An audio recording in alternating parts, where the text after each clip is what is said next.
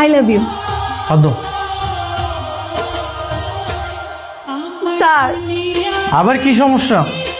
Sir আমি তো কালকে আসতে পারবো না, ওই যে আমার নানুর বোন মারা গেছে না, আমি সেখানেই যাব। কালকে তোর জন্য পাত্রী দেখতে যাব, আর যদি পাত্রী পছন্দ হয়ে যায় তাহলে ওখানেই এনগেজমেন্ট সেরে ফেলব। মা তাহলে ওকে ডাক দাও। মাগো ঘুমটাটা একটু তোলো, তোমার চাঁদ মুখখান আমরা দেখি। মাশাল্লাহ মাশাল্লাহ,